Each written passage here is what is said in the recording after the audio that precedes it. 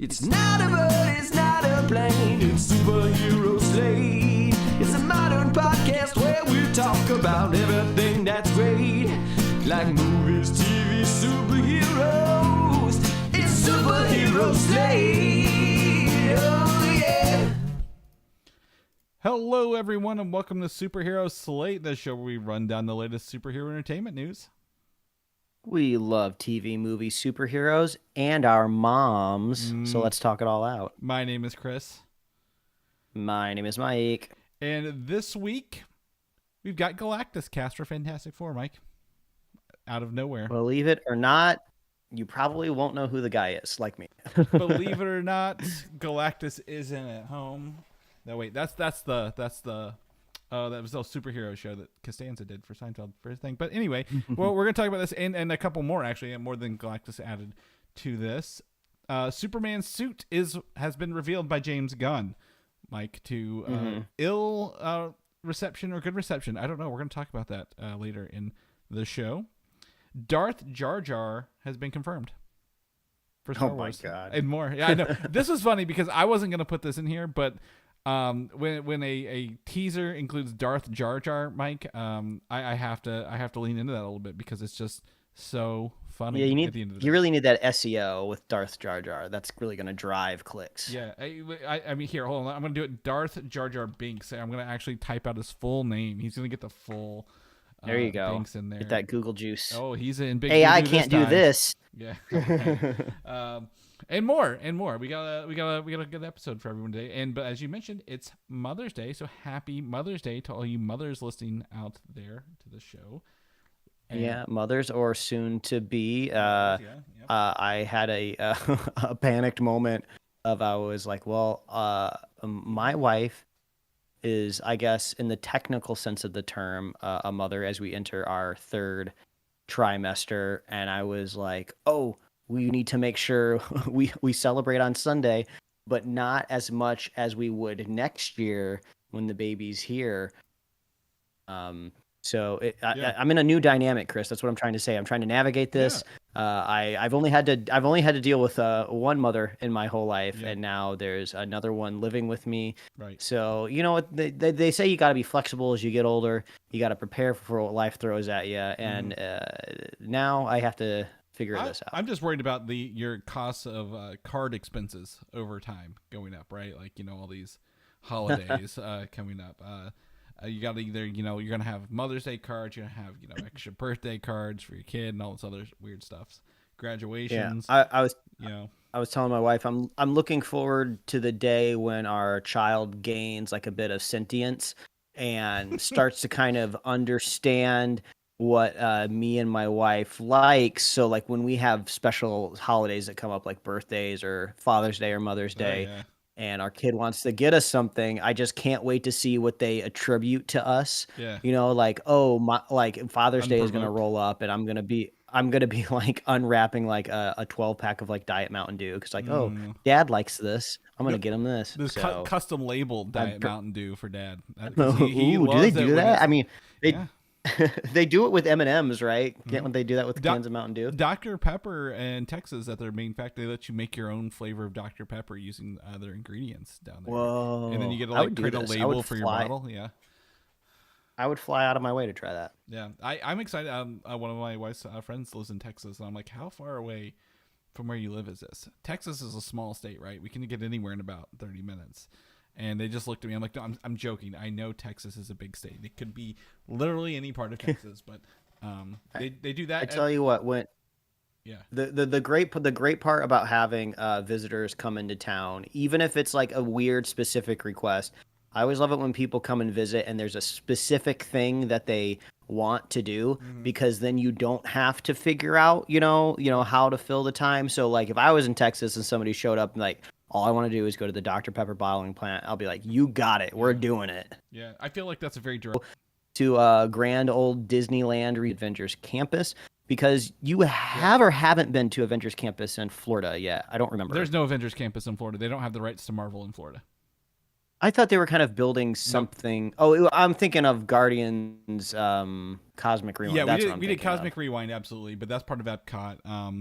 but they've not done anything else Marvel related down there. Oh, I was getting confused. I think Paris has Avengers campus right now. I can't keep all these parks straight. There's so many of them. And there's one of the Disney cruise liners is even a Marvel Disney cruise liner, right? So like you can, you can go anywhere. Like half of those boats have like a Ant-Man dining experience, which is just really funny to me. And I'm excited. Like to try the Marvel stuff. You mentioned Ant-Man dining. Like I want to do Hank Pym's cafeteria or what it's called, right?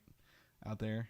Yeah, his test kitchen. There's like a giant pretzel there. I believe there's like maybe a giant candy bar. I can only remember the giant things. I'm like, is there anything? There's got to be some small stuff there, right? Well, maybe they got like mini tacos or something. I don't know. Well, yeah, people. I assume they'll make it larger because Disney. The prices are not cheap. It is not a cheap adventure all around. So like, if you just make it bigger, the dollar amount will seem worth it. If we make it smaller, people aren't going to really associate value with this. But I'm excited for for the Marvel stuff. We do have some stuff we like to do in California. I'm always, Mike, everyone here on the show knows this. We're both foodies. I've not had one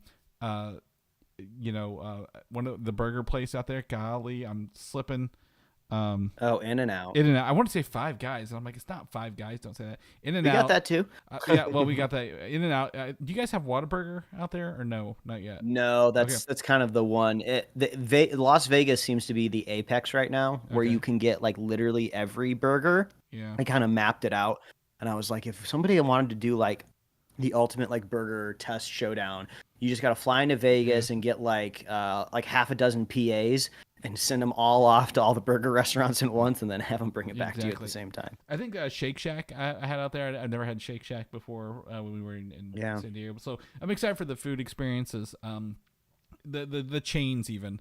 It doesn't have to be this is only unique to California. I'm sure there's dozens of restaurants unique to California. But we were also talking before the show.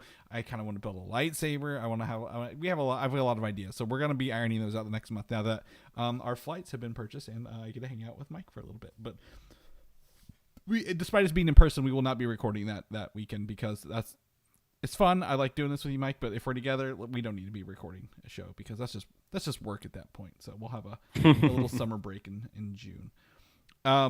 But let's go ahead and shift some gears into what we've been doing, Mike. I want to tell you the story because you're interested. The game Marvel Rivals, which is essentially an Overwatch clone with Marvel characters, dropped a closed alpha test this week.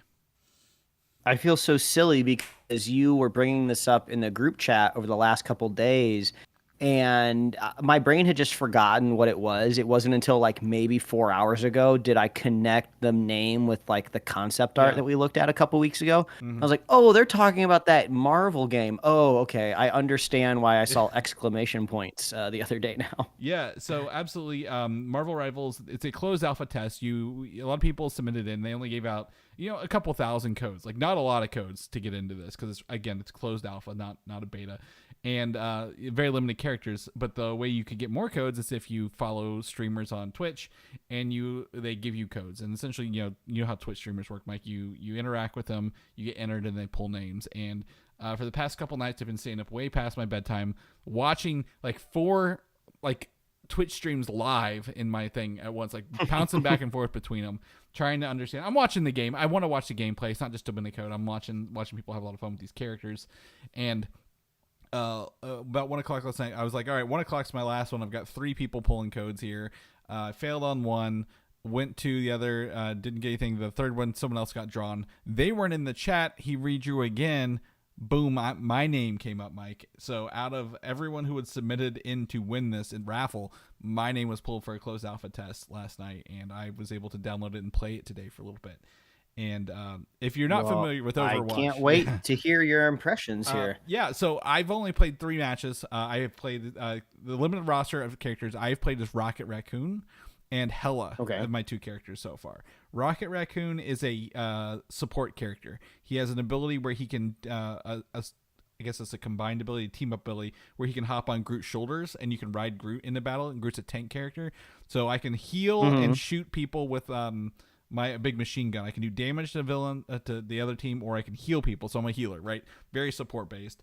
Was having a lot of fun with him, playing him. We won the first round. Did not do so well the second round, and then I switched over to Hela. Hela is just a pure like she's throwing those like big spears that we saw in the movies at people, right, left and right, and getting headshots, and she has a couple powerful, but she's really agile and really kind of powerful. But I couldn't quite get the vibe of her like launching projectiles because like. A regular gun in a game is hit scan, like you point, you shoot, and you hit them, right? And this one, there's like a little bit of a lob on these things. So I wasn't getting it yet, but I was having a lot of fun. There's two different modes. One is it's like a King of the Hill. There's a point. You hold the point for as long as you can. Whoever gets to 100% wins the round. Pretty basic, right? The other one is there's a movable chariot from Asgard with like the horses and the chariot, and you have to your team stands on the chariot and moves the chariot. The other team is stopping you from moving the chariot, so it swaps back and forth, just like if this sounds like Overwatch, it's just like Overwatch. There are two maps. One's Asgard, and then one's a Spider-Man 2099 kind of Tokyo looking thing. So there's some Spider-Man references that's cool. in there. The environments are destructible, but then they also come back as like part of like the lore. Like Asgard, you destroy this, but Loki has magic built in to repair his kingdom after so long. So like walls could come back after you destroy them. It's been pretty fun watching it. I really want to play Star-Lord next. He's a very quick shooter. Got his jet boots, can move around really fast and do that. I've seen a lot of people play Doctor Strange. He's got a big magic shield. Magneto is another kind of tanky character. There's been a lot of really interesting gameplay mechanics and stuff in that. And one of the interesting characters, Mike, they have difficulties on how you can play them. And the hardest difficulty character so far, 5 stars. The only 5-star character in this alpha test is Spider-Man. And it's because he moves so fast, you have to be able to like whip your character around and be like able to like web and beat people up and then zip away just as quick because he's not going to take a lot of damage, right? But he can deal some out. So if you guys haven't, if no one's watched this yet, Twitch, YouTube, whatever, go check it out because I'm having a lot of fun. But I'm really #blessed, Mike, to get into the Marvel Rivals closed alpha test. I will not. I will definitely not discount your fun, and I'm sure all of the effort that went in to make this game. But I feel like with all like kind of online competitive Marvel things as of recently, or I guess even DC things, if we are still talking about this game this time next year, I will be impressed. Like I will be like, wow, they really hit a surge. They've grown and they've added more. And I'm not saying it's not a great game, but that I feel like that is the challenge of like having something that people still want to play next year. The one thing with me is this game's not out again. It's a closed alpha test. It's not fully released. We don't know when it's going to release. So I think that's going to be the big thing. If it's free to play and also hits consoles, currently the alpha test is on PC. They say it's going to come to consoles. I'm pretty sure it will. That'll be huge. They're going to make their money on skins. Some of the skins in this alpha test, you get some points you unlock in the battle pass, which is free. You make it back. It's going to be great. I really liked Overwatch. I played Overwatch for several years before some other games came along. So I think the gameplay loop is there. And I think it would be interesting to see how quickly they can add characters to the roster, right? We played the Marvel Avengers game. And the biggest thing about it is it took them forever to add characters to that, right? Like every time, like, oh, this is just another clone of a reskin of another character kind of thing. So I'm like, well, if they can add more characters to this, and I think this will tap into the South Korean gaming market because obviously that's where a lot of money is, and the company that makes this, NetEase, is out of South Korea.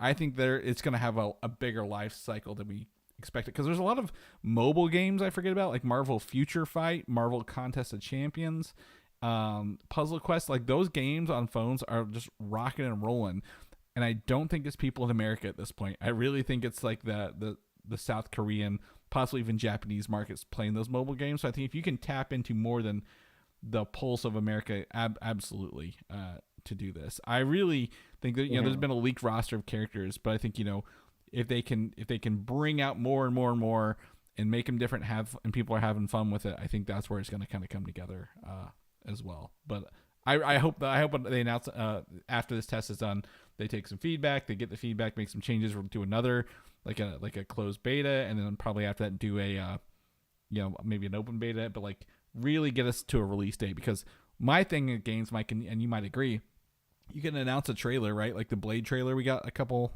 weeks ago for like when they're in Paris, but like that game's not coming out for 3 years. what do I have to go on? What hype do I have to go on? Yeah. And I think Actually, it's like we're going to talk about why they put the trailers out a little early. Is that? yeah, I was gonna say Yep. because I told Chris about this a couple weeks ago. I had a chance to chat with somebody who worked at Warner Brothers Games, and I was just asking him what he was working on, what he was rolling over onto, and he kind of told me one thing that I was surprised is the reason we get some of these like teaser trailers or announcements of games so early ahead in the life cycle of like, oh, development is starting, is apparently it's a really good recruitment tool out there in the world of games. You announce these games and you try to steal talent, or maybe there's people kind of floating out there in the world looking for their kind of next gig. And you're like, hey, you want to come and work for Warner Brothers Studios? Like, hey, we're making a Wonder Woman game. Do you want to get in on this? So I always thought that was kind of funny too. Just like, yeah, why are they teasing this so early? Like, I would go crazy. I mean, this kind of already happens now, but a Marvel movie gets announced so many years ahead of time. It's just like, when's this thing going to be out already? But at least with movies and franchises, there's other films leading up to it, right? It's just like Secret Wars might be like so many years away, but at least we have like 5-6 more movies until then. It's just like, oh, we're announcing this video game and you'll hear nothing from us for years. But yeah, I think that's kind of interesting. And I think this closed alpha test might be in the same vein, to be completely honest, right? Like, hey, we've got this core down. We've got a small group here. Maybe we're 40% done with this game. We need more help. We need to get this done. Maybe the alpha test will also be like, hey, we're proving we're doing it. Maybe they're looking to hire some people internally as well. So a lot more angles on this stuff than we would normally think of as regular in consumers. But Mike, what have you been up to this weekend? I could talk Marvel Rivals all day, and I've only played literally like 3 hours of it this morning. But I've watched more than that. But what have you been up to? Well, one thing that you could do while you're playing video games, especially like an online game, is listen to music. And there's this new band I've been listening to. And normally I wouldn't like plug music on the show, but there's this group out there called the Wolves of Glendale, and they're this hilarious comedy band. And they've recently put out an album, and I knew about them because they would do like these like fun like little songs or skits and put them up on TikTok. Yeah. So I finally decided, oh, I should go find them on Spotify and actually listen to a full song of theirs, because I've only kind of like seen these like little gags that they've done on social. And this album, I believe it's just self-titled, Wolves of Glendale, it's just absolutely hilarious. Like, not only is like the musicality just like really, really good, like it's solid music. Like there's kind of like there's different kind of like vibes for each song. Like they're not just like parodying like styles, but they're also parodying stories in it as well. But there's like some great like 80s influence at the beginning. There's like a song at the end of the album that sounds like exactly like a Daft Punk song. But it's not like, Weird Al, who will parody things that already exist, as they're just making up these songs off the top of their head. And they're just great. It's wonderful. There's the first song of the album is called "Vapin' in Vegas," all about a murderer that's like escaped from prison and he's like living in Vegas. And there's like another one where like your roommate's a ghost and then you start dating, and then like your mom's really confused why you're dating a ghost. So they go all over the spectrum. There's like a metal song where the only lyric in the entire song is just the word shrimp. So they're all over the place, but it's like it's so addicting. Like I don't know why like comedic songs like just really earworm into my brain. It's very similar to like Bo Burnham's last album, Inside. So if you're a fan of like Bo Burnham's Inside, this is kind of definitely wackier than that for sure. But yeah, go check out Wolves of Glendale. I would say hilarious. This is maybe more like Bo Burnham's first albums, right? When he was kind of like, here's a song I call World on Fire, and then he pandemic. just screams, right? I've seen these guys several times. They remind me like of a modern Acts of Awesome. Remember when they did like the 4-chord song back like 15 years ago? Like these guys are very musically talented, right? They got a drummer, keyboardist, guitarist. And you can tell they're having fun, and they do it with such seriousness. And I think that sells it to me, right? Whenever they're like, we believe that this is funny, and it's a nod and wink at the audience, but like it's not like, hey, like they don't have to like nudge you with their elbows to say it's funny. Like it is just naturally funny at the end of the day. Looks like they're on tour right now. They're going to be in Lollapalooza in August. Then they're going over the pond into the United Kingdom and Ireland. So if you're listening on the other side of the globe, check them out. Yeah, they're great. They were unfortunately, this shows my age. We had a friend reach out to us like, "Oh, do you want to go see these guys live?" And I looked, I was like, "A Wednesday night starting at 9:30." Oh, I was God. like, "I am sorry, that is too late for me on a Wednesday." I'm jealous. But I wish I would have been there. I'd be like, yeah, absolutely. Calling off Thursday right now. But no, that's cool. I also I'm not a TikToker, but I do see them on Reels much later, like everybody else. yeah, Um, go take your moms Yeah. to go see the Wolves of Glendale. They'll love it. Yeah, send them a reel. Like I saw this and thought of you.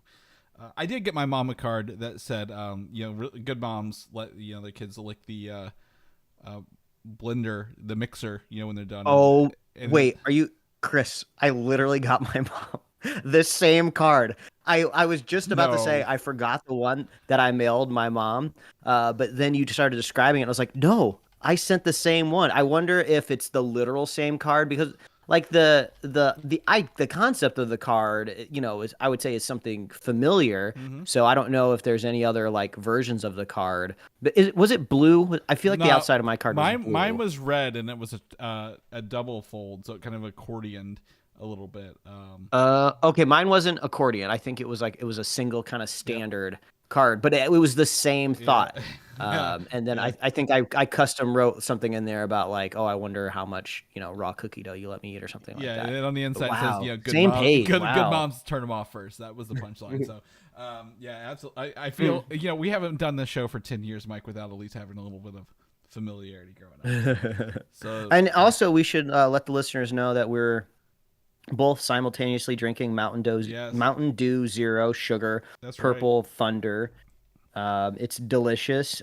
My wife is not even a huge Mountain Dew person, but she kind of leans towards grape flavored things. And I don't think this is necessarily grape flavored because it says berry plum. Yeah. But I mean, it's purple. It's I mean, purple, it's gotta be these grape. artificial, these artificial fruit flavors. It's not like they're ever accurate to what you're actually eating, but there's grape adjacent vibes. So it's good. I like it. So the Purple Thunder has been out in Circle K exclusive for a year, maybe 2 years now. They've opened it up to other stores and they've released a zero version. So bonus for us. If I could give a shout out to our other Instagram channel, Superhero Snack. I've been trying to post on there regularly because we are in just a summer of flavor. I do have to tell Mike, gosh, I don't like I told him last night it hurt him. I could feel him hurt through my messages. The new Lay's, the Garden Fresca, did not care for this as much as you do. Just it's got that that's a green shame. flavor I at think- the end of it. I'm like I don't know how to explain it, but it's green. I mean, I guess you can't make. We're past the invention of the potato chip now by so much that any new flavor is not going to please everybody. But I do feel like that salsa fresca flavor is the closest chip I've had in a while that feels like add it to the rotation. Like, oh, this could be a solid flavor that stands the test of time and is with us forever because it's not doing anything too crazy. Because I think the downside of some of these novelty chips is when you bite into them, you're just thinking of, oh, this is supposed to be something else. Like, oh, I'm supposed to be thinking I'm eating like barbecue chicken pizza or like ribs or something like that. And like I can't enjoy it because I don't feel like I'm eating a potato chip, but like salsa is kind of a chip adjacent thing to begin with, They've Willy Wonka it a bit, right? Like, this is a Thanksgiving dinner chip, and you're like, not really. At the end of the day, there's too much going on here. Like the BLT ones I had recently, they were fine. They're not really overly bacon. They're not really overly anything else. They're just kind of like a mid barbecue with a mid Cuban sandwich flavor when they have. I've got like 4 bags of Doritos, 4 flavors of Doritos upstairs. My wife is going nuts that I've not opened them yet. I'm like, I can't just open all these chips, man. I got to go through my chips one at a time. But I've got like Jumpin' Jack cheese, Doritos, mystery, flamin' hot Doritos, and stuff like that. So we are just in the summer flavors. Do you like tart drinks, Mike? Like a little bit of a tartness to it?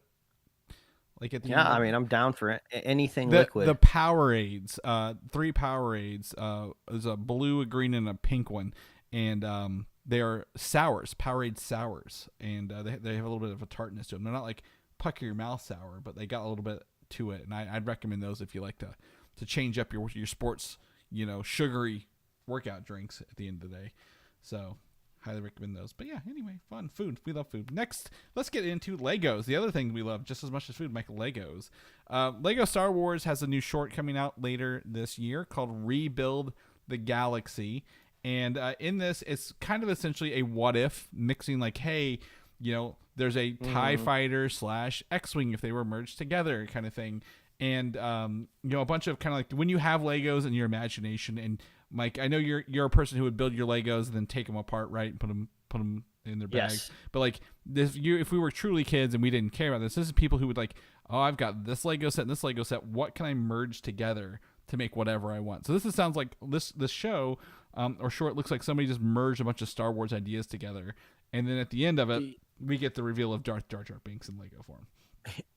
Yeah, I wonder this is like a two-toned trailer in a way of like it feels very toyetic. Where am I going to be going down the Lego aisle this summer and I'm going to see these mashed up Star Wars like vehicles for sale, which I'm not mad about. I think that's like super cool, and I would enjoy to see kind of how that comes together like on the front of the box. And the other half of it is like kind of what Lego does second best outside of being a toy, which is like lampooning IP, which is crazy. That's not something we ever thought it would be. Yeah. It did an amazing job with Lego Batman. I should have watched Lego Batman again. That movie is so good, and I always forget about it, and it's always left out of the conversation when like Batman movies are ranked. I totally forgot to say it at the top of the show. I just rewatched for the first time in probably literally decades. It might have been 20 years since I've seen this movie. Batman and Robin, the George Clooney live action. You were the third person this week to tell me about Batman and Robin, and I don't like. I don't like these odds. I don't like them at all. Like I don't know if like Max is like juicing the recommendation algorithm. I don't know how I ended up coming past it, but I was like, I'm gonna give it a watch, and it's so wild watching it now not just as an adult, but with all of like the cultural context that we have around superhero movies and everything. I can't believe I never really recognized it when I was a kid, but Batman and Robin is just a live action cartoon. Everything about it is so cartoonish that's probably why so many people like turned away from it when it came out, because they were kind of used to like trying to adapt this comic book character, to the live action and kind of make it at least somewhat seem real. I mean, Nolan and I guess Matt Reeves have made it seem the most realistic. This is like a cartoon. Even the way that they talk, it just feels like, oh, this script should have just been animated. And nobody would have blinked an eye. They would have been like, "Oh, this is a fun like Batman story." Well, I think it all turned with Batman Forever. I think when you go from Batman and Batman Returns, like those dark Burton-esque ones, and then they're like, "Okay, Joel Schumacher, you're continuing the story, albeit with different Batman characters, but it's still set in the same universe." And then they go from Batman Forever, which I will always say, I like Tommy Lee Jones, I like Jim Carrey. They were both told, hey, do Two-Face if he was a Joker and do the Riddler if he was the Joker kind of things in that movie. And, and also, what's Robin's name in this movie? Chris something? Oh, God. The actor? Or the actor. The actor.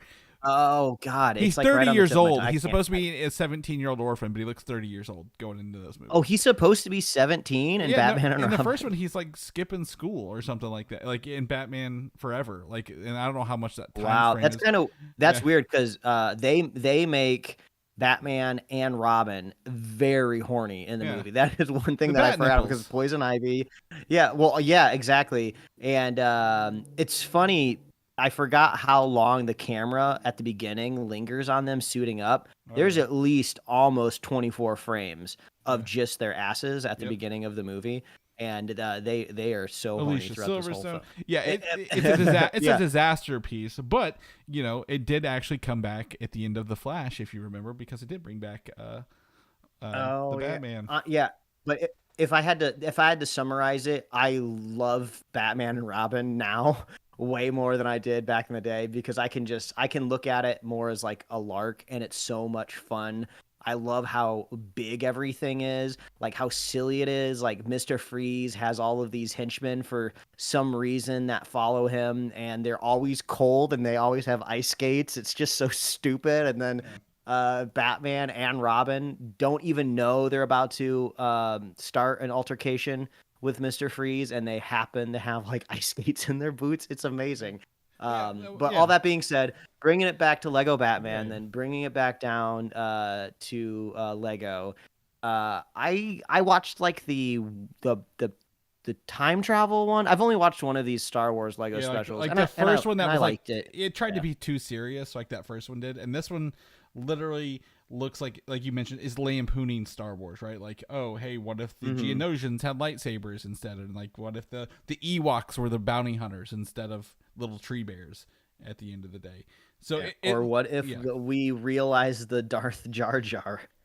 Jar Jar, and that is the funny thing, because like that makes me feel like, you know, whoever wrote this has been given some freedom to like, all right, do whatever you want with this, and they have the cognizance to be on the internet and be like, people want to see Darth Jar Jar. It'll never be legitimized, but we can put it in this, and it will be fun because we have the opportunity to do so. And I love that about that. Someone be like, okay, they're gonna do that. And it's funny because I watched The Phantom Menace a week and a half ago now, a week and 3 days, and my wife was, when we got out, my wife's always like, she's like, it was always Darth Jar Jar. And then this came out, I'm like, wow, this is just, between this and Batman and Robin hitting my mind this week, I don't know what's going on, man. Like I'm just all over the place. But yeah, Lego shorts are fun. The Lego games are fun. I'm glad they're doing this. And also, again, like I mentioned last week in Fortnite, maybe 2 weeks ago, there's a whole Lego things in Fortnite now, so you can go have some fun with that. Watch the trailer. A link in the show notes. Moving on to Marvel, Mike, I shared this with you yesterday. There is we always talk about rumors, and when we talk about rumors, we talk about these quote-unquote scoopers. And these scoopers are always, you know, taken with a grain of salt, right? Like we say we do the best we can for reporting, but we always say if it's not true, it's a rumor. If it's not officially from the word, we try to say this is rumor as much as we can. But finally, after some time, Marvel and the VP of Marvel Legal has issued a DMCA subpoena for the leaker account CanWeGetSomeToast, who is known for leaking a lot of, or at least postulating a lot of rumors and stuff about the MCU, whether it be at that moment, things that can change, whatever. But this is because I think in April they shared that photo of Captain America's new suit reveal before it officially came out. And you might think, Mike, you know, this, looking at that suit, that was nothing huge, right? Nothing was spoiled by looking at Captain America's outfit, right? McDonald's has those toys in their store right now with his outfit on it. But the thing with that is, with an image that is actually not owned by them, that opened them up to a DMCA takedown rather than just postulating rumors and speculation. Because when you post pre-release content that's owned by a corporation, that opens you up to lawsuits, and that's where that came from. If you didn't know that. Yeah, it makes me wonder how much of they kind of have to risk like the Streisand effect here, right? You know, they're putting all of this light now on this user that I didn't know existed. I didn't know about. Can we get some toast? But now I do. Mm-hmm. So is Marvel going to be able to kind of like clip their wings and remove them permanently from the internet now? I guess it depends on what can you actually get from the subpoena. Like, are they going to actually get any sort of identifiable information? Yeah. If they do, can they do anything with it? You know, and also, I guess we have to consider the fact that if somebody's getting this information, is it somebody on the inside? I'm always impressed, really, how much information kind of we don't end up knowing about things, because these huge Hollywood movies are gigantic collaborative effort, right? So many people involved. Like, we've gotten our own scoops in the past before from like costume adjacent departments of things. So it's like they can come from anywhere. And I'm always surprised how much we don't know about a film before it comes out. But I do have to say, I go out of my way not to read it. So maybe there is more out there than I can come across. To me, this person's familiar. I'm familiar with their account. I don't follow their account. So, you know, I'm not doing this stuff. But, you know, some people, it used to be where leakers used to have a throwaway accounts. They post a rumor. on the throwaway count and leave, right? But some scoopers have made it like their personality on the internet. Like some people even have paywalls and like subscription services. I think I forget the guy's name. It's not Schneider or something like that. But like he's like, oh, I got these rumors. Like he's not insider, but someone's telling him, and he puts it behind a paywall. But as long as he doesn't show anything that's not his, it's all still rumors. But as you mentioned, films are huge processes that take months, if not years, with different departments who are isolated, who don't get to see the final thing at the end of the day. So like, where do leaks come from? How fresh are they? Are they even relevant these days? When something comes out. But this person came against us, even sharing stuff today, Mike. Like even after this DMCA was sent, on Friday or Saturday, they're still posting things afterwards. So they probably don't see any. I guess they may either be using a very nice VPN. Maybe they're out of country and aren't subject to DMCA laws or like subpoena laws that Disney's looking for. But it looks like they're trying to make an example out of some of these bigger Marvel leakers, if you will, at the end of the day. So we will. I'm gonna keep you guys posted as this one plays out, because I'm interested to see how it goes, because we do get some of our rumors from them as we use that. Sad news this weekend. Roger Corman, a very highly esteemed B-list movie director, passed away at age 98. And a lot of people were like, oh, I didn't even know he was still alive. He hasn't done anything lately, but like he was, famous for making a lot of movies in like 3 days and just doing like first shot go kind of thing and just cranking out these B-list movies. I know I had to watch his stuff when I was in Bad Films. He did the first Little Shop of Horrors before the musical came along later. Jack Nicholson, he discovered Jack Nicholson there. I know a lot of directors have been... Let me read off just a couple titles here to prime people. I just did a quick Roger Corman Google. Yeah. We're looking at Attack of the 50-Foot Cheerleader, Sharktopus, Dino Croc Super Gator. This one's just called Raptor. Well, I would say White Pony. You're probably reading his newer stuff. I would probably go back like pre 2000s, like back. He's 98 this year. Like I would go back to before he was 70. I don't know how much directing he's been kind of lately. Carnosaurus, In the Heat of Passion, Frankenstein Unbound. These are all back in the day, but man, a lot of people might not have high opinions of his work, but the fact that anyone in Hollywood can work an entire career up until maybe 2017, I think, is the last movie I see on this list.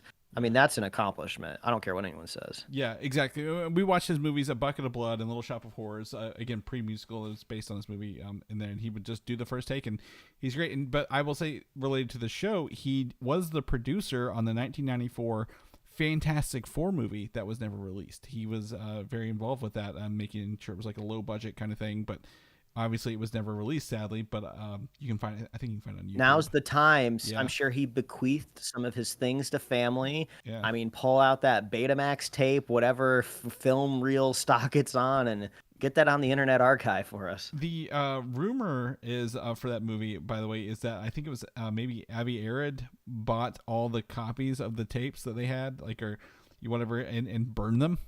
So like the one that got out was like the one that seemed like they really did. But like he is also like, there's a documentary that came out in 2015 called Doomed: The Untold Story of Roger Corman's and Fantastic Four, which I just got a copy of on my Plex server like a couple months ago. So I'm probably gonna watch the movie and dive into that, or vice versa, because obviously they are on it's on YouTube. You can watch it. It's never released it, so there's no copyright. So sad to hear him go, and just such an influential, movie maker. You may not realize it, but he was for the time. But moving on into today's Fantastic Four from Marvel Studios, they have announced officially that actor Ralph Ineson, is that how we pronounce it? Ineson, known for roles in Game of Thrones, Harry Potter, has been cast as Galactus. So you may not know this character off the top of your head, but when you look at him, like, I've seen him in movies.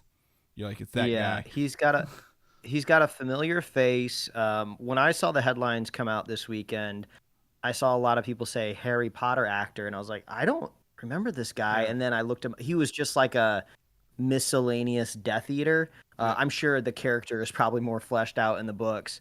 And then I could kind of maybe look at him and go, oh, maybe I did see him in something in Game of Thrones, but none of this is bad. We say on this show all of the time when they're casting these iconic roles, like, yes, give me somebody that I'm not familiar with. Let me grow into the character and the role rather than just like, oh, let's just bring the star power. And, now you have to work extra hard to kind of look past what their whole career that they've done. So I think this is cool. I mean, are we just to look at his just face imposed under a giant helmet? Like, is that what we're expecting? Is Galactus going to have this like little beard he's got going on? I don't think so. You know that as well as I do. I mean, they did what Josh Brolin when they did with Thanos. Like, you could see Josh Brolin in there a little bit, but it wasn't Josh Brolin, right? They implemented some of his look in there. So, however they decide to do Galactus, I don't think it'll be mine. He's also got a really, really good voice. I was saving this point for those who may have played Diablo 4 recently. He plays a character called Lorath, who is like your kind of narrator for the game. So he's got like his voice, like you may see his face, but this guy's voice is just phenomenally deep, and like, you're gonna be like, oh, this is like a guy who was hired for how he sounds, not necessarily his looks at the end of the day. Not saying he doesn't look bad, but I'm just saying they hired him so whenever Galactus talks, you're going to remember when Galactus talks. So if you've not played Diablo 4, look up Lorath and just listen to him because he nails it.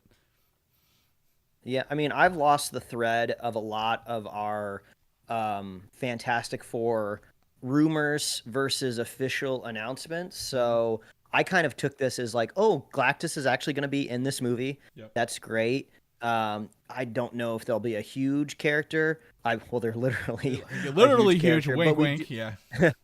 But we do know, maybe not factually, but extremely heavily implied that this version of the Fantastic Four exists within another universe. So this could always be a thing where maybe this Galactus does or doesn't stick around, or maybe Galactus is the impetus that throws them into a different multiverse, or maybe Galactus is about to win, in Act 2 and eat them, and then they get, thrown into a different universe. I'm not entirely sure, but Galactus confirmed is kind of what I take away. Yeah. We've got, again, obviously, Silver Surfer's confirmed, the Fantastic Four, and then we had Paul Walter Hauser last week in an announced role, and then also we're getting actor John Malkovich in an undisclosed role. It's not secret role, it's undisclosed. I'm thinking he's going to be like Dr. Storm, like the father of Johnny and Sue Storm, right? Because they always seem to have him in most of these movies. But when they count John Malkovich, I'm like, oh, he'd be an interesting kind of Galactus, like a more like pensive version, right? Like one who's like, oh, I'm not really, I'm not just here to eat you and be angry, but like, obviously not. They cast somebody else as Galactus, so they're really kind of leaning into some of these bigger names. I know some people. I was talking with a friend of the show about John Malkovich. She's like, well, he's not really been anything good lately. He's kind of gone off the rails. I'm like, yeah, but he is a character actor, right? Like kind of like Ben Kingsley is, and like, how he was in Iron Man 3 and Shang-Chi. Like John Malkovich would be an interesting character actor in this at the end of the day. So they're really, I wouldn't say stacking the cast, but I love all these announcements. I love these confirmations. I know they're supposed to start filming around July. So this movie went from like 0 to 60 really, really fast. It feels like, and I'm excited. Which is crazy considering it was announced in 2019 at Comic-Con, which is, wow, 5 years ago we saw that first logo, and now finally cameras are starting to get turned on. Yeah, as far as I know, it's beating Blade currently still. So we'll see how this goes. But it's coming out in summer of 2025. Very, very excited for Fantastic Four. We'll keep you guys posted if anything else pops out of that. A movie I actually hadn't thought about until I was actually playing Marvel Rivals, because Black Panther is a character. But Black Panther 3 is a is obviously I think it's in the cards at Marvel, right? Whenever we're going to talk about Bob Iger talking about reducing Marvel output, I think Black Panther is a viable franchise that they want to keep going on, right? First movie made over $1 billion, cultural phenomenon.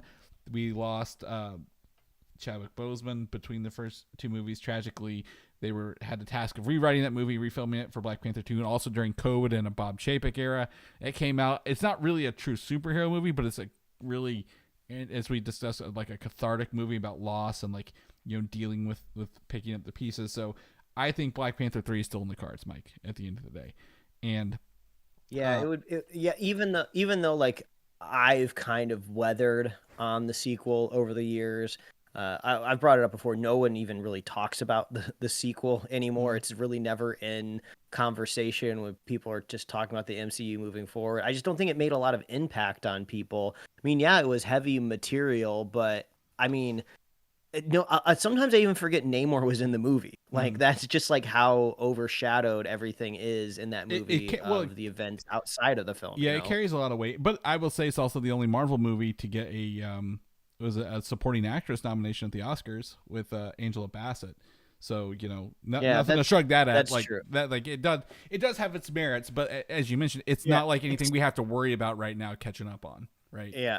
I always feel so weird, like kind of critiquing the movie, knowing that like it was kind of like in a lose-lose situation. So I guess if I have to imagine a Black Panther 3, like I don't want to necessarily say back to basics, but the first Black Panther movie is like fun in a way of like we're going on this adventure, you know, there's awesome like action scenes, we like just everything is like popping off, like Michael B. Jordan like showing up with like these iconic lines like "Hi Auntie" and stuff like that.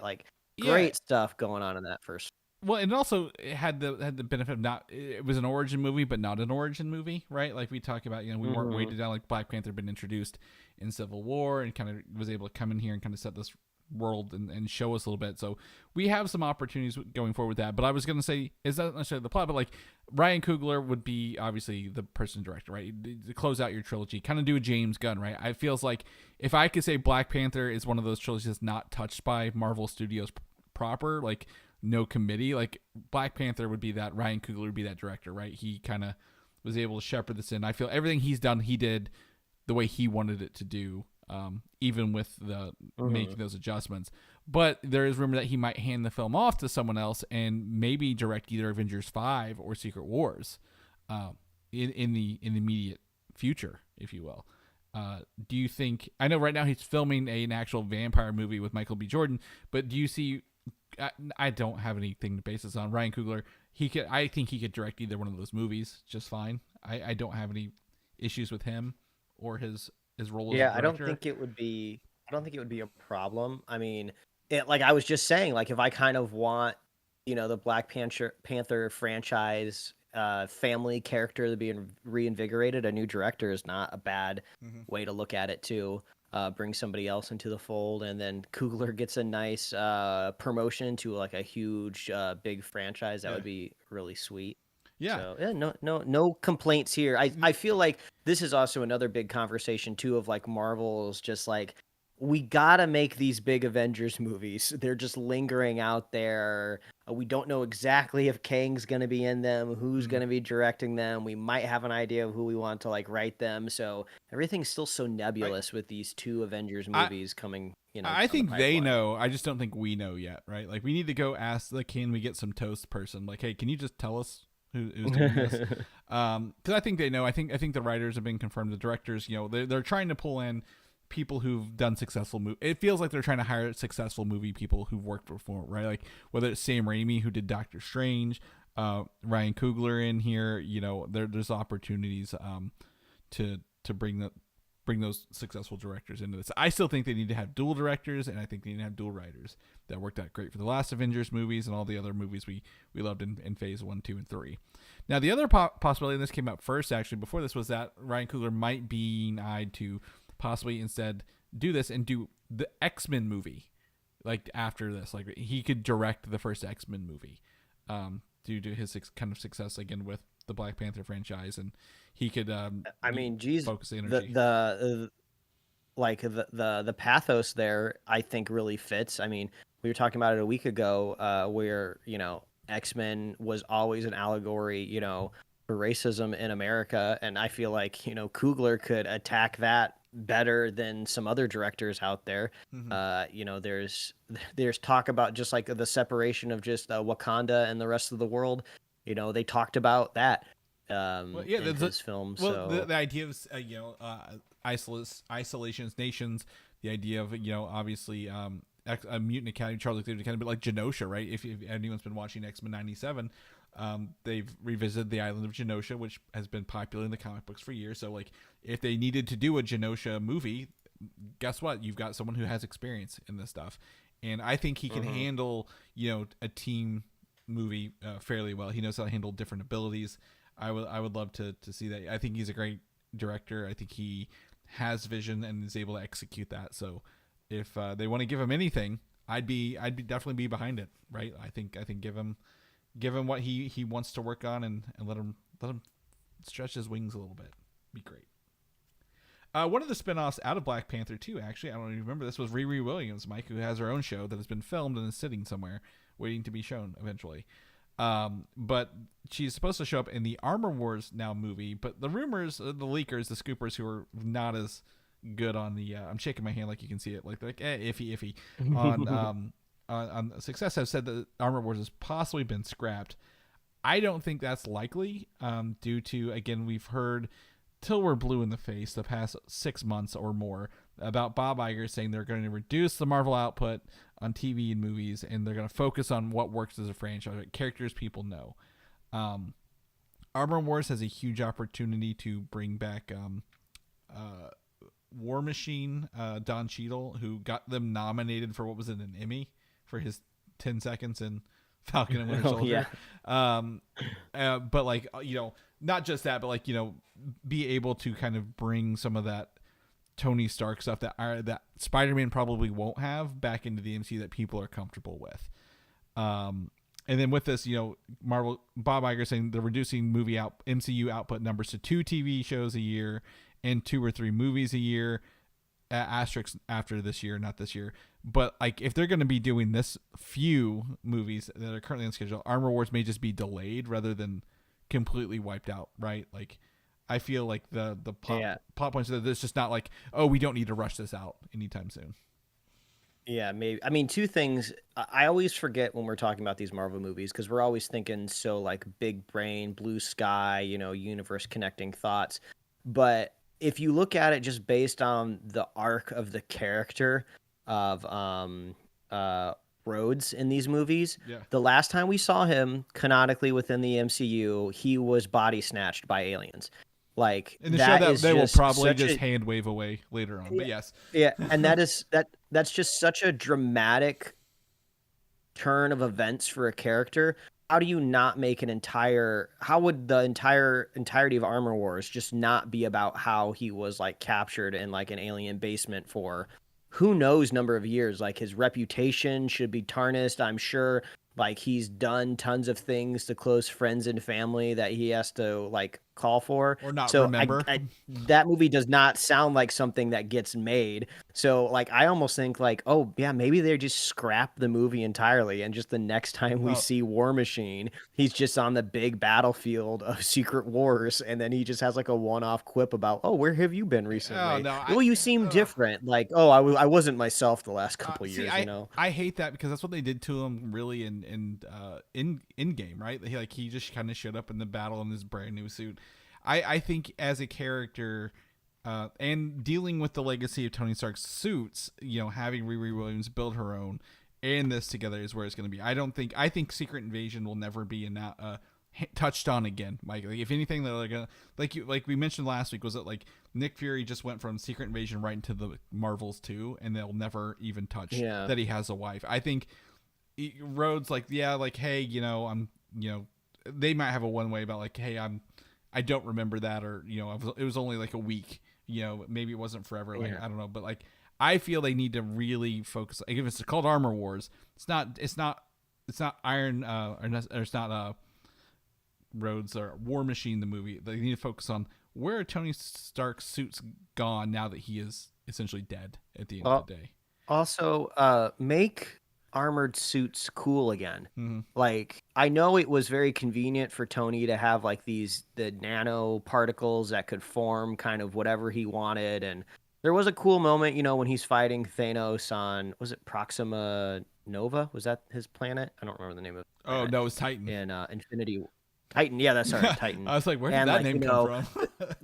the bots were like swarming from limb to limb because they were dwindling and Yeah. just down to his hand or whatever. Like that was cool, but like you really kind of remove the character from the idea of like they need this suit to make them like special and strong, and like just basic things of like I have to be near the suit needs to have energy, there's moving parts, there's mechanic stuff going here, if something breaks I have to fix it, and that was one of the cooler things about Black Panther 2 is when we get to see Riri Williams like kind of building her own and putting her own spin on it.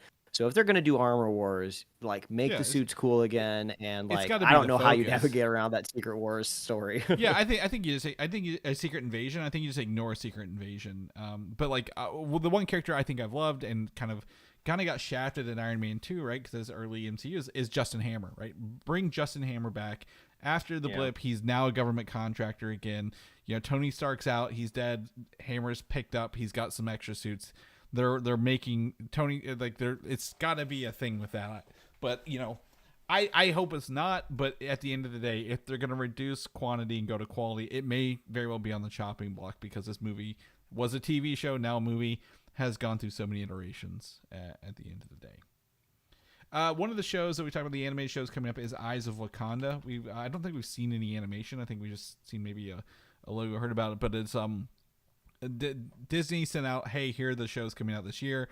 Eyes of Wakanda is one of those shows coming out this year, so that's great. We get to again kind of touch on the history of the Wakandan, was it the Watchers or whatever they call themselves, the ones they send out to the world and are disguised as regular people for years. So they're going to do that. Other shows include Your Friendly Neighborhood Spider-Man, previously known as Spider-Man Freshman Year.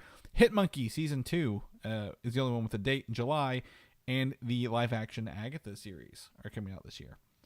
And I forgot Hit Monkey even got renewed for Season 2. Like, I was like, oh my God, I forgot about this. I need to get some hat seasoning from Trader Joe's, because if Hit Monkey gets a third season, I'll eat my hat. I will be shocked if that continues on. The only conceivable way Hit Monkey gets a third season, if for some reason, like, it just fits every kind of like financial like benchmark in a way of just like, well, we got the team ready to go. Like, we have like this earmarked like animation budget that's like technically not touching some of these other things. We'll kind of slot it underneath like our Hulu kind of full acquisition, and then I think we could kind of technically get a third season out of it. And I think we talked about like the only reason it has a second season is because I think they recorded all the audio and they had a contract to do X number of episodes when they bought Hulu, and they just made them do it. I don't think there's any hope for this, despite the fact it's about Jason Sudeikis as the main character in Hit Monkey and it just being wild. I'll tell you, if I remember this TV show come August, I'll be surprised at the end of the day. But possibly, I'm excited to finally see that Spider-Man alternate universe show getting put out, right, where he's working with Norman Osborn with all the suits. Eyes of Wakanda, huge question. Now, I did see there's no word on Marvel Zombies or What If Season 3 yet. So I know we had a preview of What If Season 3. Do you think they might save that one for like a surprise announcement at the end of the year, like they did What If Season 2? Like, hey, here's your holiday again with What If Season 3. And Marvel Zombies, I know that's probably coming because it's a spinoff of What If Season 3, but it's said that we've got to wait probably another year. Yeah, those seem like properties that would be really useful for filling kind of like release gaps. They have to do so much pivoting with the schedule of the live action MCU. That seems to be like the number one thing that they're doing with Star Wars content, of just like, oh, May the 4th is coming up and we don't have anything live action ready. Well, luckily we got these animated shows ready to go. We have these kind of like pocketed and done and dropped. So I would imagine that's kind of, these animated properties are kind of like held a little bit longer because they have a longer shelf life and they can kind of drop them with. Yeah, and I wouldn't be surprised after the improved feedback on What If Season 2 if like a What If Season 4 was even being in the works still, right? Like, hey, we're gonna just kind of chug along that pipeline. But I forgot to put it in here, and I sent this to you, the What If.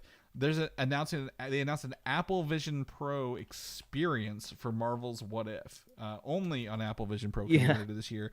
And I said, this is the most expensive thing I've ever heard announced in my life. What did you claim it was like the $3,000 episode? It's a $4,000 episode because it's $3,500 base plus everything else you have to get to run an Apple Vision Pro, and you're just experiencing an episode for it. Like I'm sure it's cool. I'd love to experience it, but I mean, what are the odds somebody jailbreaks it and like there's some sort of like APK that gets uploaded to the internet, and then I can like run it on like my janky MetaQuest 2, well, you know? Yeah, well, the thing is, it's probably more than just an episode. I don't want to sell it short. Like, it's not just sit and watch an episode in 3D. There's probably some experience to it, but the fact that, again, I know Disney has partnered with Apple before to get the Disney Plus app on here, but like, this is a very niche product, like super niche. Like, I know people who have it and people who haven't used them like longer than their quests that they have. They're like, there's just nothing out there for it. And I'm like, why would you put, Marvel, like you want them to be bad? Marvel's not selling your headsets. I'll tell you that right now. This is the opposite direction. Because you like What If, you're not buying an Apple Vision Pro headset. You're going to probably go watch someone who recorded it on YouTube and watch them do it, right? And do that. The only interesting thing is it's a new episode where Captain Marvel is Nova, but I'm like, that's still not enough to sell me on even trying this somewhere. Yeah, I wonder when kind of this was kicked off, because we always talk about how, animation, takes longer than anything else. So I wouldn't be surprised if this was, already in the works before the Vision Pro even launched, when they were kind of making those original deals. So I would say in a sense of they're a little lucky, because it seems to be the only, like the Apple Vision Pro only has like 2 killer apps. If killer is, I would say, a stretch, is people like watching TV on them and also using web browsers, which is funny. So, I mean, this leans into the whole TV side of thing. Oh my God. Yeah, exactly. But so that just means this is definitely tied to Apple for sure. But I wouldn't be surprised if maybe in a year or two, there's something that expires and then we can watch. That happened with the Iron Man VR game. Remember that we experienced at San Diego Comic-Con? They released it only on PlayStation, and then I think it was 2, maybe 3 years later, okay, we put it on Quest simply because the user base is there, right? Like, we're not a tech show by any means, but for those who don't know, the Quest OS has opened up to other headset makers. Meta is not the only person who can make VR headsets with Quest OS. That opens the user base even more. The Apple headset, if you're in an Apple ecosystem, you have to have the Apple Vision Pro. There's no Apple Vision Pro 2 announced, and no Apple Vision consumer model coming anytime soon. So if we finally get to watch this, Mike, it might be 5 years if we get to experience ourselves. Or maybe, this would be the opportunity where I book an appointment at the Apple store to demo this. I'm like, just preload this What If app for me. That's all I want to do on there. Nothing else. Yeah, exactly. Kind of but yeah, it's just wild that I get it. There are experiences that we're just not going to have, but in a world where like it's all connected, this is very, very disconnected from everybody else. Moving on, Avengers Endgame, and I say this is Avengers Endgame. This is actually probably tighter, but like there are rumors of Chris Evans led Captain America series to return the Infinity Stones, Mike. And the only reason that this has come back up is that Bob Iger said that they're looking to make event television again, and this would be, to me, I think one of the most must-watch shows on Disney Plus if they did this series. It's so weird because I am so down the middle on this either being an awful idea or a great idea. Like, it's a great idea, obviously, because you're putting Captain America back on people's screen. People love Chris Evans as Captain America. This was one of the ideas that was floated on very early before Disney Plus even launched, of like, oh, this would be a great like launch title, right? Yeah. But to me, like, I just feel like Cap and Tony were just set off into the sunset so perfectly in Endgame. Like, I understand the desire to go back to the characters. I get that us as fans want to see them again, but I just feel like sometimes just, you got to have the integrity to let it go. Let sleeping horses lie. But I'm not saying it couldn't be good. I mean, it makes sense. This seems like the perfect type of miniseries to put together. And it's not like I wouldn't watch it out of protest or anything, but like, you better make it good. If this is bad, I will be so mad. Yeah, well, I don't think Chris Evans would come back for anything short of a good series, right? Like he could write his own way. He is what's going to make or break this series. Like, it's either going to happen if he says yes, or it's not going to happen if he says no. And he doesn't need anything to be successful, right? He can do whatever he wants at this point. But like, to me, it's again 6 stones, 6 episodes, be interesting to watch. It would just be a huge event. I think everyone would watch it, and I think that's what they're looking for. They're looking for shows that everyone has to tune in, right? Like, how many people did we tell you have to watch Secret Invasion right now? The last show that I remember there. Literally, I didn't tell anyone, you don't have to watch this. Like, honestly, I'd avoid it like the plague if that was it. Loki, I think Loki was a great show, and I didn't tell people to watch it, but like, there are more misses than hits in the Marvel series realm, but I think this would be that. Now, it doesn't, maybe it isn't this. Maybe they come up with another big event, but like, you need to have stakes, and you have to look at what people are asking for. And I would say, we as people who sit here and can be armchair quarterbacks for Marvel all day long, but like, do they have the tags, the search indication that says people are looking up Captain America returning the Infinity Stones? We need to make this show because the desire from not just us, but consumers as a whole is there, right? So as long as they have a good reason to make it, and as you mentioned, it's great, I'm down. If they're just doing it to do it, like, I don't think we need to revisit a movie from 5 years ago either, right? Like, it's now been 5 years. I think we've missed the mark. That probably should have been the first show on Disney Plus, but we'll see if they get to it. It's all rumors. Thankfully, it's all rumors. Speaking of rumors, the last kind of rumor-esque thing we have here, we have a photo of actress Kristen Ritter with purple hair, and people are like, why is this important? Well, there's a version of Jessica Jones in the comic books, her called Jewel, her persona. We kind of saw her costume in season 1 a little bit as a purple white. In there, people are thinking that she's dyeing her hair to come back as Jewel in the Daredevil Born Again series. Yeah, I mean, she's got the Purple Man shirt on, right? I think she's got a shirt in this picture. Isn't that David Tennant? Is that his name? The Doctor? It might be a Doctor Who shirt, right? I can't tell. It's backwards and upside down. But absolutely, like, is she teasing, or is she just like saying, "Hey, call me, I'll do it, call me," kind of thing? It would be fun. I mean, you'd lose credibility with your fans pretty quickly, but wouldn't it be crazy to just be an actor that's been in one of these movies and then just randomly like post cryptic stuff of like, oh, I'm gonna post a picture of this comic book, and then have people speculating forever. Well, it'd be really easy to mess with people. Well, it's funny because we did. What was it? Finn Jones had the comic book, right? The Iron Man Power Fist comic book. She's got the purple hair. This is the second time we've actually seen her kind of come back with that. We know Charlie Cox is there filming. We've not seen the actor who played Luke Cage yet do anything suspicious on social media. So we probably need to go check his stuff, see if we're missing that. But like, it'd be fun to have him in there as a little reference in Daredevil Born Again. I don't need a whole show about the old Defenders or the Netflix series, but it would be fun, right, to acknowledge that and have him in there. So I don't know. I'm excited. Daredevil Born Again, I think they've said they might have finished primary filming on the first 9 episodes of this. Might be the only 9. Who knows at this point? So we'll keep you guys posted. And I'm sorry to keep everyone waiting so long. We're an hour and 8 minutes into the show. We haven't even talked about the new look at David Cornsweet as Superman from James Gunn, Mike. And this image is so special because it's filmed entirely in camera. None of this was edited after the fact.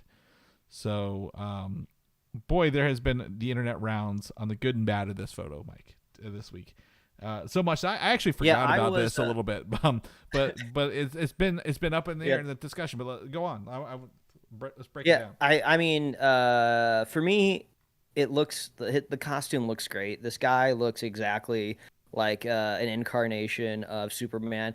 Almost so like if you look at it just briefly, it almost kind of looks like Henry Cavill a little bit as well. So you almost kind of have to like reground yourself and be like, oh, this is a new image. So I don't know if this is a telling that the character design of Superman is so great and he's such an everyman that you can slot almost any kind of like white dude in there, and it looks like Superman. Got dark hair with a little curl at the front and a very, very chiseled jaw. I mean, right.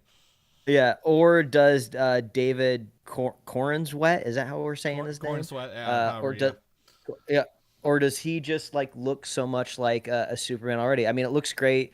He's suiting up. If I have to like really speculate about this one singular image, it would be kind of cool to see Superman Clark Kent's apartment. We never really see Superman from the angle that we get to see something like a Peter Parker, right? Where we actually get to see them like living their day-to-day life, and how do they balance being Superman with, also trying to have a personal life working at a newspaper. So maybe this is kind of hinting more at that. Yeah.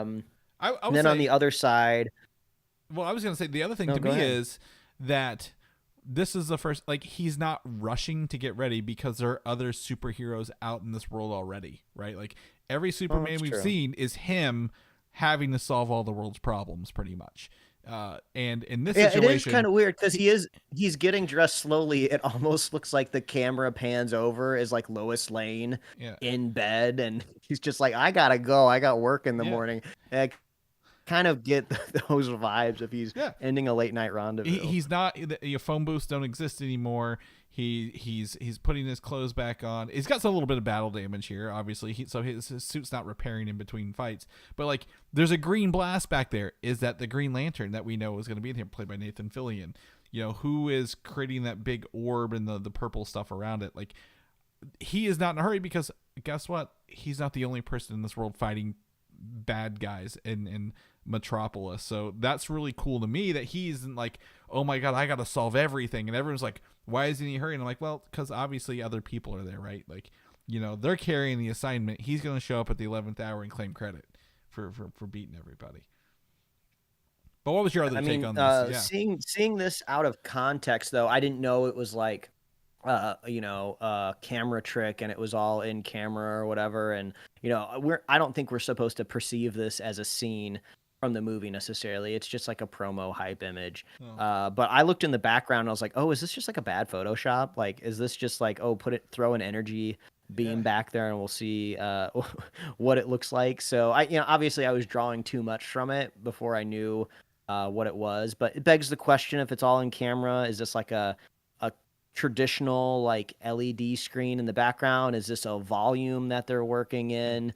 Is it a matte painting? I mean, who knows? I mean, Gunn is at the point in his career where if he wanted matte paintings in his movies, he could get matte paintings done. I texted you about matte paintings. What did I text you about matte paintings earlier the other day? I do not recall. It was a movie that we were like, oh man, they're actually doing something with real paintings again. Oh, Skeleton Crew, the Star Wars Skeleton Crew. They're actually brought back Phil Tippett, who worked on Jurassic Park, Star Wars movie, to do stop motion matte paintings, old fashioned matte paintings, and an ILM painter out of retirement too. So that's pretty cool. But like, I don't think this is matte paintings, and I don't think it's a volume. I don't assume everything's a volume. I think it looks like it's LED walls supposed to be outside, because those are just huge windows for an apartment, I guess, in Manhattan, or not Manhattan, Metropolis. A lot of people have pointed out, like, for the design, the Superman design's great. He's wearing the red trunks. You can see it kind of in the shadows there. Everyone was like, is the cape real? The cape kind of looks really, really off red for being quote unquote in camera, if you will.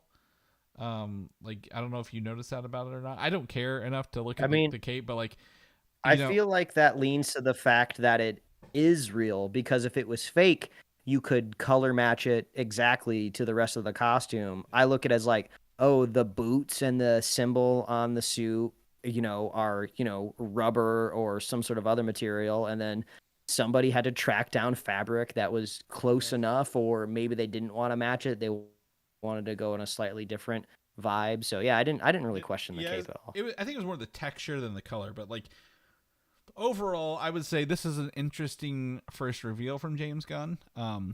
As we always say, costumes look better in motion.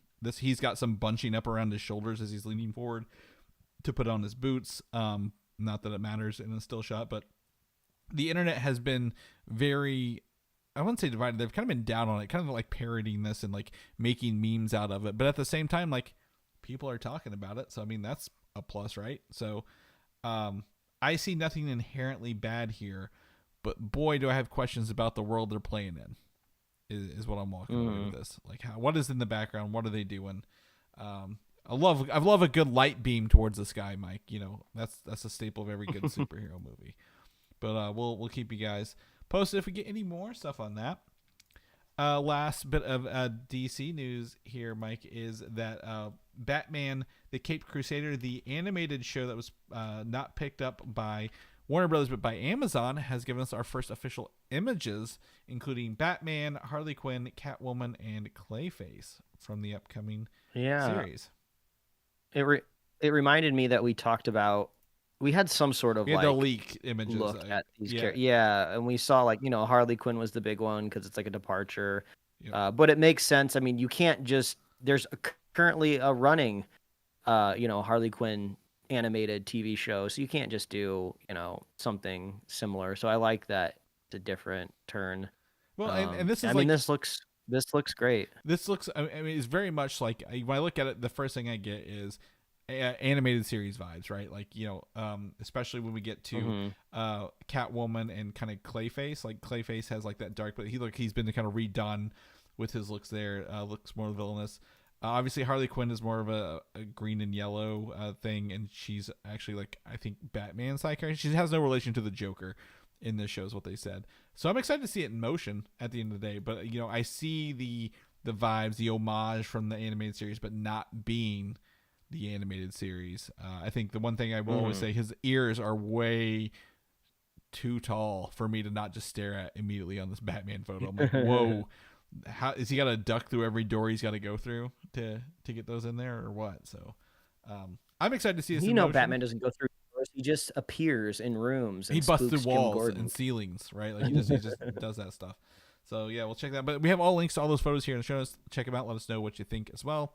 Lastly, Warner Brothers, David Zaslav is I don't like him. I don't like him.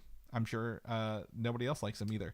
But he has announced that there is a Lord of the Rings, The Hunt for Gollum movie, live action movie coming in 2026, and they have confirmed that Andy Serkis will play Gollum and will also be the director of this movie. Good for him, but it's a really weird. They're rebuilding, or I guess they're adding on to their current Lord of the Rings trilogy, or I guess what's the 6 movies, by tapping into a very offhand mention story of the hunt for Gollum that never was really talked about in the books, but just mentioned briefly in this. Is this a? I mean, you might not know because we're not huge, Lord of the Rings lore people. Is this a sequel to Return of the King, or is this like a pocket story that kind of happens? Prequel to the first 3 movies, but it happens after The Hobbit, but before Lord of the Rings. It's in the middle there. Oh. Okay. Because so there is a line in this. Aragorn says is talking to Gandalf where he that he heard about someone who had the ring, and Aragorn went hunting for him to look for him, and this is that movie. Essentially, is what they're taking. Like how did Gollum when Gollum left the cave to go find Bilbo, what does he know about where the ring went to at the end of the day? Yeah, I mean, what do you do with Lord of the Rings? I mean, obviously, right now the strategy is you make money with it. Why not? Why wouldn't you do it? Unless you're Amazon, you spend money with it. Yeah, I mean, all you have to do, is make one more movie, right, to re-release another like super expensive like box set, or to get people to buy them all again in like 8K. Maybe this aligns with like another like video standard or something. But it does beg the question of the longevity. Obviously, at some point in our lifetime, Chris, we might be elderly, but Lord of the Rings gets rebooted, right? Yeah. I mean, everyone will be like, why those original movies were perfect, why make them again? And it's like, well, because of money, and who knows, maybe they stretch them out. Yeah, maybe they stretch them out to 6 movies and they put mini series on streaming alongside of them. But as of right now, it's in this kind of odd spot of just like nobody really wants to touch the original trilogy, so we're just kind of making stuff before it or around it, or technically not the same. And the rights holders are different. Like, Amazon's, like you mentioned, has got the one for Prime, but there's a new one that's, Warner Brothers adjacent. Warner Brothers owns and then the I know, film like, rights, but I think there's like, was it Embracer Group or somebody else owns literally everything else? Is weird. Yeah. Yeah, and I like that same group, I believe, also owns like the theme park rights too. So, like, obviously there's more Lord of the Rings on the horizon, but who's gonna do it right and justify it's just, it must be really difficult to be like a huge Lord of the Rings fan, because you just don't know what's coming and what's gonna happen. Yeah, and I think the thing is, there's two sides. This one is, if you're fans of the originals, and not the Hobbits, you have those. They're not touching them. Thank God they're not touching them, right? They're just leaving those things alone. They're actually putting them back in theaters this summer, in case you didn't know that, to bring even more money in. So that's cool that they're leaving those, and you can have those. If you like the Hobbits, great, you can have those too. But we're at a different interesting point where you mentioned, like, we talked about the War the Rohirrim, the anime movie. Like, they're just throwing things at a wall to see what sticks, it feels like. Because we have the War the Rohirrim anime movie. Amazon is doing the Rings of Power. I enjoyed the Rings of Power. I'm not a huge Lord of the Rings fan, so like I can slide myself in there to that the statics, but like, they're just taking too long to make it. I think it's been 2 years since the last one came out, and we don't know when the next one is. And then again, they have this movie announced that is part of the live action stuff. It brings back Andy Serkis, Gollum himself, the guy who's essentially revolutionized motion capture, right, and playing those characters. I think it's great, but like, do we get like do they do the awful move of giving us like a cameo of a slightly younger, like, do we get like a toddler Frodo, or like is it a Aragorn DILF focused version even of Gandalf? Well, is it even Aragorn? Like they can't bring back, obviously, can't think of the actor's name, but like, do they recast and put him in there? Like, what is this for, and what does it do? I get it. Lord of the Rings has money potential, and they need to do something, but like, we are like, not just fans, but everyone who's Lord of the Rings, like, where does this all fit in? Where does it all come together? At what point do you draw that line and say it's going to be easier if we just start fresh and not have to linger on everything from the past 30 years? Because I literally, if you go watch The Hobbit versus Lord of the Rings, Peter Jackson did both, but like, the first ones are so practical, and you can feel the love and the energy, and then The Hobbit's like, we had to crank this out so fast, it's all CG and it doesn't look that good.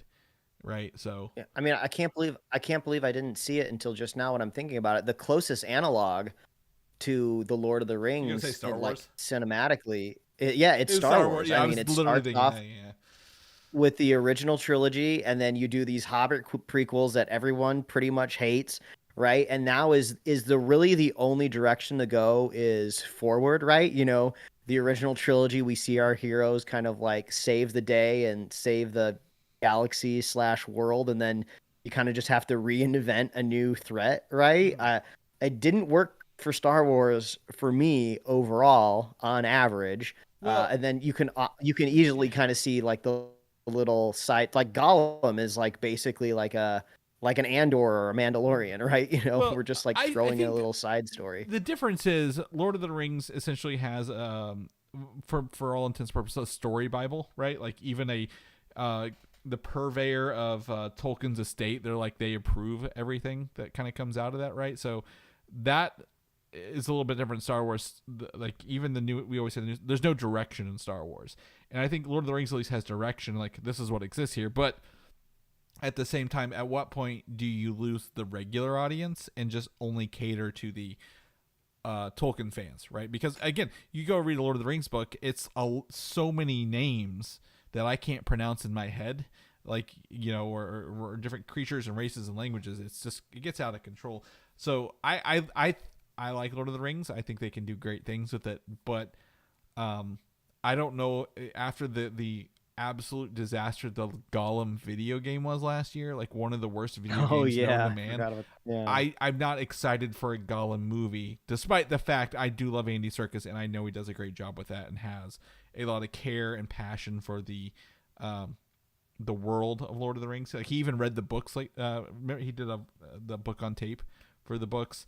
So I think there is hope here, but boy, when I see Gollum, I kind of just get like uninterested, to put it nicely. So Yeah, but Lord of the Rings, watch it if you want to in theaters later this year. I would love it. I'd probably go back and watch the second one. Is that the good one? The second one? I'd probably go watch the second one in theaters if I get a chance, but we'll see. Mike, that is the show for today. Thank you for coming by. Thank you for being here. But if people know what you're up to, what you're doing, where can they find you at, buddy? Oh, they can find my webcomics at liferewardsrisk.com and pickledcomics.com. Chris, people want to catch up with you. Where can they find you? Find me on Instagram, Valdan87, VALDAN, or video game systems of the same name. I am streaming Marvel Rivals as Valdan, VALDAN. I spell it every time because no one ever spells it right. It's fine. But if people know about our show, where they can watch us, like us, see us, I've got 3 live streams going I'm catering to here right now, Mike. Where can they get all these goodies at? Oh, the best thing to do is just head on over to superheroslate.com. That is our home, independent of any platform that may or may not exist this time next year. So head on over to superheroslate.com. You can find us on Apple Podcasts, YouTube, Spotify, wherever else you love to listen to find podcasts like our own. We got merch at superheroslate.com/store. We love hearing from you. Let us know what you think about the new Superman photo. If you're a Lord of the Rings fan, I would love to know what the current fan base wish list is. What does the fan base want out of Lord of the Rings? Because I'm not going to do the work and dive into to see what you know what you're talking about. And we love our super fans of this show. So if you want to be a super fan of Superhero Slate, all you got to do is share the show with a friend, share the show with a buddy, and we will be here every week, except for me. I won't be here next week. I'm having a baby shower. He is. But I'll be back next week with a surprise guest who I've not reached out to yet. So we will catch you guys then.